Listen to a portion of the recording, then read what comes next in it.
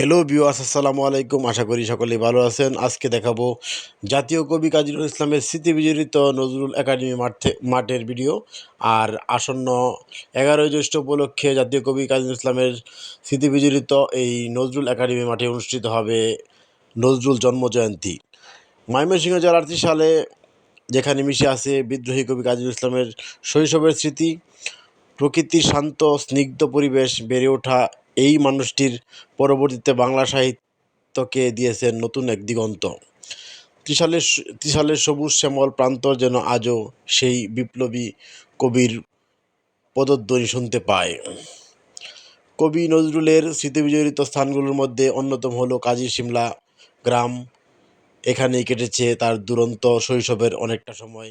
গ্রামের মেঠো পথ ধরে হাঁটলে আজও সেই কিশোর নজরুলের ছবি চোখে ভাসে, যিনি আপন মনে গান গেয়ে বেড়াতেন আর প্রকৃতির সাথে মিশে যেতেন। ত্রিশালে এলেই দরিরামপুর উচ্চ বিদ্যালয়ের কথা না বললেই নয়। এই বিদ্যায়তনেই সবুজ চত্বরেই নজরুলের শিক্ষা জীবনের সূচনা হয়েছিল। বিদ্যালয়ের পুরনো ভবনটি কালের সাক্ষী হয়ে আজও দাঁড়িয়ে আছে, যা আজও অসংখ্য ছাত্র ছাত্রীকে জ্ঞানের আলো দেখাচ্ছে। বিদ্যালয়ের প্রবেশ করতে এক গভীর শ্রদ্ধার অনুভূতি জাগে। মনে হয় যেন বিদ্রোহী কবি আজও এই প্রাঙ্গণে হেঁটে বেড়াচ্ছেন। দরিরামপুর থেকে সামান্য দূরে গেলেই চোখে পড়বে ত্রিশালে নাওয়াপাড়া গ্রাম। সেখানে ছিল নজরুলের বাল্যকালের বিচুপিয়া ব্যাপারী বাড়ি, যেখানে তিনি লজিং বা জাগির থাকতেন। সেই সময়ের স্মৃতি আজও এখানকার বাতাসে মিশে আছে।